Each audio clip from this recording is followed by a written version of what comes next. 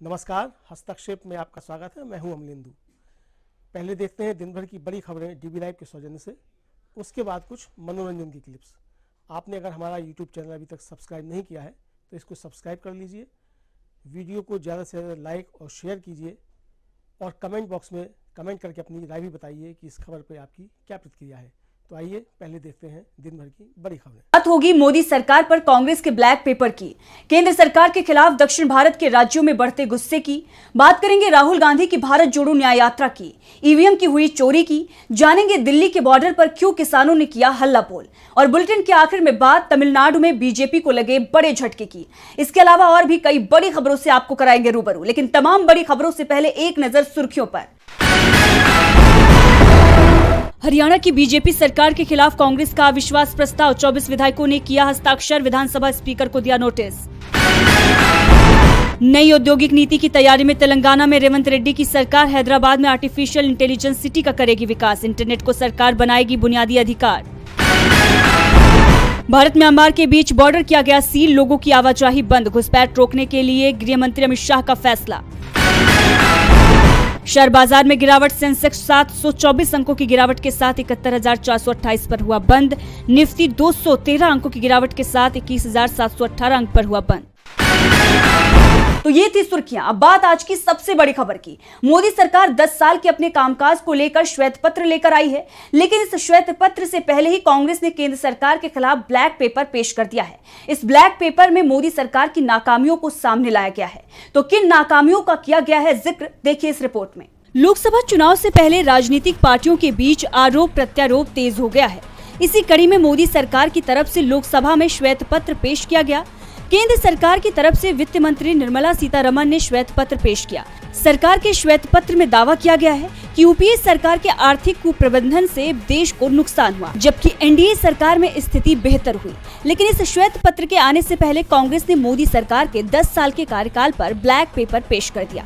कांग्रेस अध्यक्ष मल्लिकार्जुन खड़गे ने इसे जारी किया। इस दौरान उन्होंने कहा कि हम बेरोजगारी का मुद्दा उठा रहे हैं, जिस पर बीजेपी कभी बात नहीं करती। केरल, कर्नाटक, तेलंगाना जैसे गैर बीजेपी शासित राज्यों के साथ भेदभाव किया जा रहा है, इसीलिए हमें ये कदम उठाना पड़ा। खड़गे ने कहा कि 10 साल में 411 विधायकों को बीजेपी ने अपने तरफ ले लिया। मैं ये नहीं कहना चाहता कि कितने पैसे देकर खरीदा। आप लोग जानते हैं कि हमारी कितनी सरकारें चुनी हुई थी, जैसे मध्य प्रदेश, गोवा, मणिपुर, उत्तराखंड। यहाँ सरकारें कैसे गिरी आप जानते हैं। अगर बीजेपी डराकर हमें कमजोर करना चाहती है तो ना कांग्रेस और ना ही मैं इससे प्रभावित होंगी। खड़गे ने कहा कि देश में जो सबसे बड़ा मुद्दा है जिसे बीजेपी सरकार कभी नहीं उठाती, उन सभी मुद्दों को कांग्रेस उठा रही है। उन्होंने आगे कहा कि 2 दिन पहले पीएम मोदी ने पीएसयू की बात की। नेहरू के जमाने के HAL, HMT भेल को उन्होंने कभी नहीं बताया। इसमें कितने लोगों को बेहतरीन नौकरियां मिली हैं, ये कभी नहीं बताया। गाँव में रोजगार कम हो रहे हैं क्योंकि सरकार मनरेगा का पैसा रिलीज नहीं कर रही है। कांग्रेस के इस ब्लैक पेपर पर मोदी सरकार के 10 सालों के कार्यकाल का जिक्र किया गया, जिसमें आर्थिक अन्याय, किसान संकट, सामाजिक अन्याय, राजनीतिक अन्याय, बेरोजगारी, इकोनॉमी के बारे में मोदी सरकार की खामियां बताई गई। इन सभी मुद्दों पर कांग्रेस ने मोदी सरकार के पिछले 10 सालों के कार्यकाल का चिट्ठा खोल कर रख दिया। कांग्रेस ने ब्लैक पेपर में मोदी सरकार की नीतियों पर सवाल उठाए हैं। तो दक्षिण भारत ने मोदी सरकार पर उसके साथ गलत व्यवहार का आरोप लगाया है। पहले कर्नाटक की सरकार ने जंतर मंतर पर प्रदर्शन किया, तो आज बारी केरल की सरकार की थी। केरल के सीएम का विरोध प्रदर्शन में साथ देने के लिए दिल्ली और पंजाब के सीएम भी पहुंच गए। तो क्या है दक्षिण के राज्यों की मांग, देखिए इस रिपोर्ट में। केंद्र पर कथित धन के आवंटन में भेदभाव को लेकर भाजपा के नेतृत्व वाली केंद्र सरकार के खिलाफ दक्षिण के राज्य एकजुट हुए हैं। कर्नाटक के बाद अब केरल और तमिलनाडु भी केंद्र की मोदी सरकार के खिलाफ आ गए हैं। इस मामले में केरल का वाम मोर्चा और तमिलनाडु की डीएमके ने गुरुवार को राजधानी दिल्ली में विरोध प्रदर्शन किया। केरल के मुख्यमंत्री अपने पूरे मंत्रिमंडल और गठबंधन के विधायकों के साथ जंतर मंतर पर धरना दिया। धरने में दिल्ली के मुख्यमंत्री अरविंद केजरीवाल, पंजाब के मुख्यमंत्री भगवंत मान और सीपीएम महासचिव सीताराम येचुरी भी शामिल हुए। इस दौरान केजरीवाल ने पीएम मोदी पर जमकर निशाना साधा। उन्होंने कहा कि केंद्र सरकार विपक्ष को प्रताड़ित करने के लिए सारे हथकंडे अपना रही है। केंद्र सरकार विपक्ष की सरकारों को जायज फंड नहीं दे रही है, जो उनका हक है। उपराज्यपाल और राज्यपाल के जरिए उनके कार्य में रोज टांग अड़ाती है और विपक्ष को पकड़ा जा रहा है और जेल भेजा जा रहा है। अगर केरल के लोगों को उनके हक का फंड नहीं मिलेगा तो काम और सरकार कैसे चलेगी, वहीं आपको बता दें कि केरल के सीएम विजयन ने कहा कि आज का दिन भारत के इतिहास में एक अहम दिन होने जा रहा है। हम एकजुट होकर लड़ेंगे। हम यहाँ भारत के संघीय ढांचे को सुरक्षित रखने के लिए एक साथ आए हैं। हम एक लड़ाई की शुरुआत कर रहे हैं जो राज्यों के साथ समान व्यवहार सुनिश्चित करने की शुरुआत करेगी। केंद्र केरल के प्रति आर्थिक रूप से भेदभाव कर रही है। राज्य में आर्थिक तंगी है, इस वजह से प्रदर्शन करने को मजबूर हुए हैं। उन्होंने आरोप लगाया है कि केंद्र सरकार की कार्यप्रणाली ने सहकारी संघवाद को कमजोर कर दिया है। उधर डीएमके का आरोप है कि तमिलनाडु में आई आपदाओं में केंद्र से जो मदद मिलनी चाहिए थी वो मदद नहीं मिली। केंद्र दक्षिण के राज्यों के साथ पक्षपात का व्यवहार कर रही है, इस वजह से केंद्र का विरोध कर रहे हैं। आपको बता दें कि कर्नाटक कांग्रेस के नेता तो पहले से ही दिल्ली के जंतर मंतर पर डटे हुए हैं और अब इस लड़ाई में तमिलनाडु और केरल के सांसद भी दिल्ली में विरोध प्रदर्शन कर रहे हैं। दक्षिण के राज्य अपना हक मांग रहे हैं, सवाल कर रहे हैं कि जहां सरकार बीजेपी और उसके सहयोगियों की नहीं है, वहां उसे लेकर केंद्र का नजरिया अलग है। केंद्र सरकार के इसी नजरिए पर भारत जोड़ो न्याय यात्रा में राहुल गांधी ने सवाल उठाए हैं। उन्होंने एक बार फिर कहा कि देश में ओबीसी की जनगणना बेहद जरूरी है। और क्या कहा राहुल गांधी ने, देखिए इस रिपोर्ट में। राहुल गांधी की भारत जोड़ो न्याय यात्रा गुरुवार को ओडिशा से छत्तीसगढ़ के रायगढ़ पहुंची। इस मौके पर ओडिशा कांग्रेस अध्यक्ष शरद पटनायक ने छत्तीसगढ़ कांग्रेस अध्यक्ष दीपक बैज को फ्लैग हैंडओवर किया। आज दर्रामुड़ा में नाइट हॉल्ट होगा, लेकिन इससे पहले राहुल गांधी ने जनसभा को संबोधित करते हुए जातीय जनगणना के मुद्दे पर बीजेपी और पीएम मोदी पर जमकर हमला बोला। राहुल ने कहा कि मोदी जी खुद को ओबीसी वर्ग का बताते हैं, जबकि सच्चाई ये है कि वे गुजरात के तेली समुदाय के हैं। तेली जाति को गुजरात सरकार ने सन 2000 में ओबीसी का दर्जा दिया था। पीएम मोदी का जन्म सामान्य परिवार में हुआ, इसलिए वे किसी ओबीसी से गले नहीं मिलते, वे किसी किसान का हाथ नहीं पकड़ते, वे किसी मजदूर का हाथ नहीं पकड़ते, वे सिर्फ अडानी का हाथ पकड़ते हैं। अडानी की कंपनी में भी गरीब, ओबीसी, दलित, आदिवासी नहीं है। अगर मिल गया तो मैं जाति जनगणना की मांग नहीं करूंगा। जब से मैंने ये मुद्दा उठाया है, मोदी जी कहने लगे हैं देश में अमीर और गरीब जाति हैं।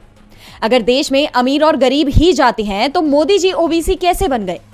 ये सामाजिक न्याय की बात है, कांग्रेस इससे पीछे हटने वाली नहीं है। यात्रा अब 2 दिनों के लिए रुकेगी। 11 फरवरी को एक बार फिर भाजपा शासित राज्य छत्तीसगढ़ में न्याय यात्रा शुरू होगी। आपको बता दें, राहुल गांधी ने इससे पहले कहा, जब भारत जोड़ो यात्रा खत्म हुई तो लोगों ने कहा कि आपने कन्याकुमारी से कश्मीर तक यात्रा तो कर ली, लेकिन जो बाकी राज्य छूट गए उनका क्या?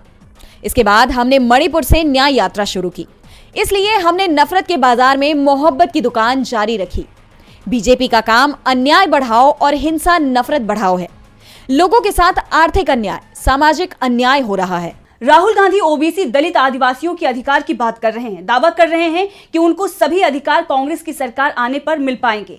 राहुल मोदी सरकार पर सवाल उठा रहे हैं। तो दूसरी तरफ ईवीएम को लेकर बड़ा खुलासा हुआ है, जिससे चुनाव आयोग बैकफुट पर आ गया है। तो क्या है खबर, देखिए इस रिपोर्ट में। ईवीएम से हो रहे चुनाव की निष्पक्षता पर विपक्ष लंबे समय से सवाल उठा रहा है।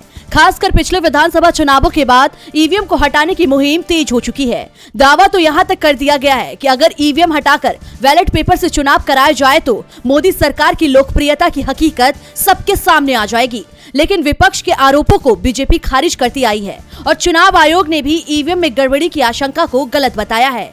इस बीच महाराष्ट्र से ईवीएम की चोरी की बड़ी खबर सामने आई है, जिसके बाद महाराष्ट्र सरकार को चुनाव आयोग ने 3 अधिकारियों को निलंबित करने का निर्देश जारी किया है। मामला पुणे का है, जहां कथित तौर पर एक राजस्व अधिकारी के कार्यालय से पुलिस ने चोरी हुई इलेक्ट्रॉनिक वोटिंग मशीन यानी ईवीएम की नियंत्रण इकाई बरामद की है, जिस पर तुरंत कार्रवाई करते हुए चुनाव आयोग ने राज्य सरकार को क्षेत्र के उप विभागीय अधिकारी, तहसीलदार और उप विभागीय पुलिस अधिकारी को निलंबित करने और उनके खिलाफ अनुशासनात्मक कार्रवाई शुरू करने का निर्देश दिया है। फिलहाल मामले में 2 लोगों की गिरफ्तारी भी हो चुकी है। दरअसल 3 फरवरी को सासवड़ के तहसीलदार के कार्यालय से ईवीएम की नियंत्रण इकाई और कुछ सामग्री की चोरी हुई थी, जिसके बाद ईवीएम में गड़बड़ी के आरोप और तेज हो गए। आपको बता दें कि महाराष्ट्र में बीजेपी के नेतृत्व में एनडीए की सरकार है और ईवीएम के साथ हुई छेड़छाड़ को लेकर विपक्ष हमलावर है। इससे पहले गोवा में ईवीएम गड़बड़ी के सबूत मिले थे। ऐसे में सवाल ये उठ रहा है कि कब तक विपक्ष के विरोध को नजरअंदाज करेगा चुनाव आयोग। अब ईवीएम के मुद्दे पर क्या फैसला लेता है चुनाव आयोग, ये देखने वाली बात होगी। ईवीएम चोरी हो गई। वैसे ईवीएम सवालों में तो पहले से ही बनी हुई है और अब इसकी सुरक्षा पर भी सवाल खड़े हो रहे हैं। तो सवाल किसानों की जमीन को लेकर भी हैं। यूपी के किसानों ने आज दिल्ली बॉर्डर पर हल्ला बोल दिया। वैसे किसानों ने ऐलान तो संसद के घेराव का भी किया था, लेकिन उन्हें बॉर्डर पर ही रोक दिया गया। तो क्यों नाराज हैं किसान, देखिए इस रिपोर्ट में। सैकड़ों किसानों ने फिर मोदी सरकार की नींदें उड़ा दी हैं।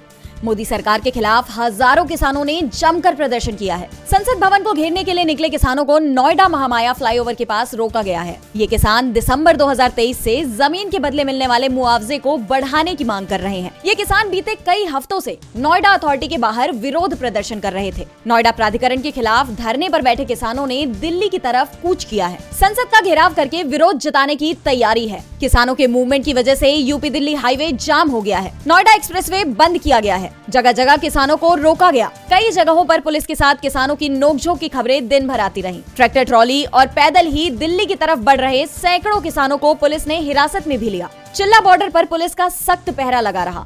दरअसल नोएडा, ग्रेटर नोएडा प्राधिकरण, एनटीपीसी और असल बिल्डर के खिलाफ नोएडा के किसान 60 दिन से प्रदर्शन कर रहे हैं। उनके साथ 3 किसान संगठन भी हैं। एनटीपीसी में तालाबंदी हो चुकी है, लेकिन किसानों की मांगों पर सहमति नहीं बन सकी है। इसलिए बुधवार को हुई महापंचायत में दिल्ली संसद घेराव का ऐलान किया गया। किसानों की नाराजगी की वजह ये है कि उन्हें जमीन के बदले या तो मुआवजा नहीं मिला और जिन्हें मिला भी उन्हें उनकी मांग के अनुरूप नहीं मिला। साथ ही कुछ भूमिहीन परिवार भी मुआवजे की मांग कर रहे हैं। बता दें, किसान संगठन दिसंबर 2023 से नोएडा और ग्रेटर नोएडा विकास प्राधिकरण द्वारा अधिग्रहित अपनी जमीनों के बदले बढ़ा हुआ मुआवजा और भूखंड देने की मांग को लेकर विरोध प्रदर्शन कर रहे हैं। किसान समूहों ने अपनी मांगों को लेकर राज्य सरकार और स्थानीय प्रशासन पर दबाव बढ़ाने के लिए 7 फरवरी को किसान महापंचायत बुलाई थी। 8 को राजधानी दिल्ली में संसद तक विरोध मार्च निकालने का ऐलान किया था। किसानों के आंदोलन से मोदी सरकार दबाव में है। उसे चुनाव को लेकर डर लग रहा है। देश में महीने भर बाद ही चुनाव का ऐलान हो जाएगा।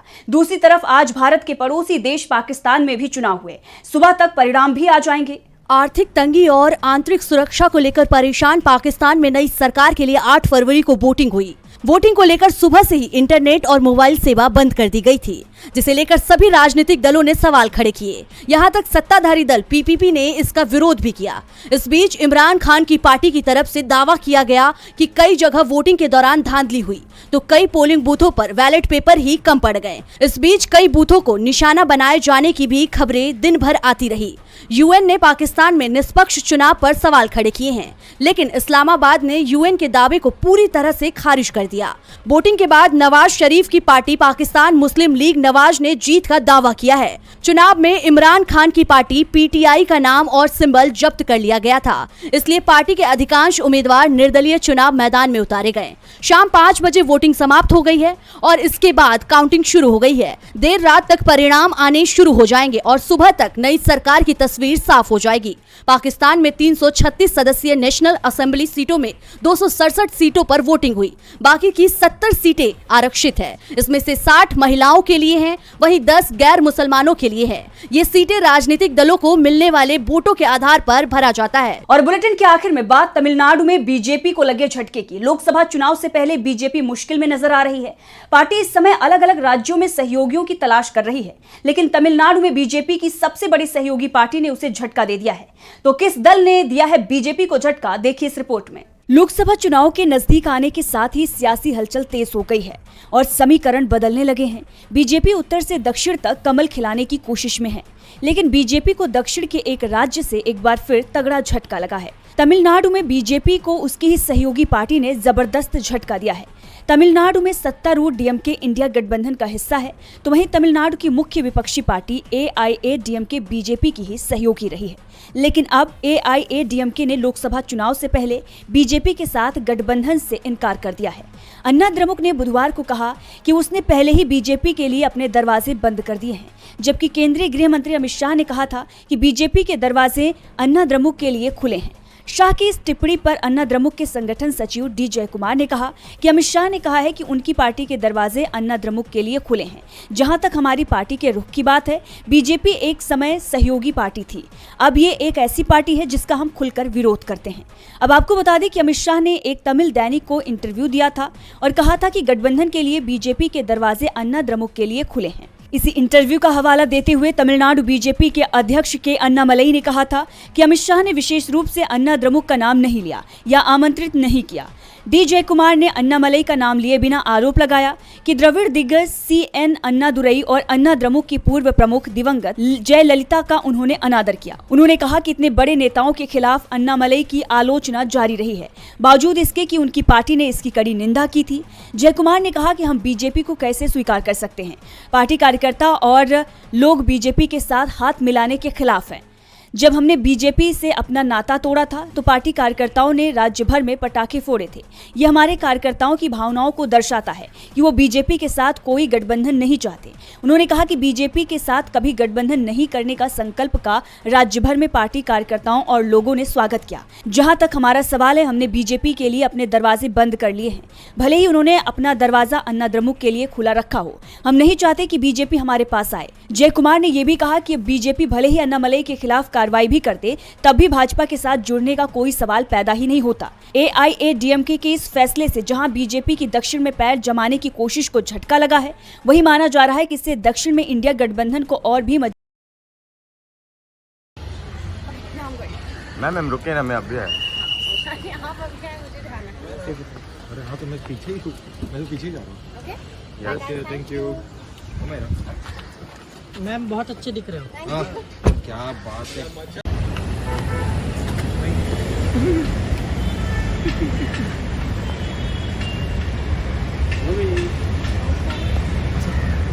Happy rose day. रुक जाना आते हुए एक पार्टी।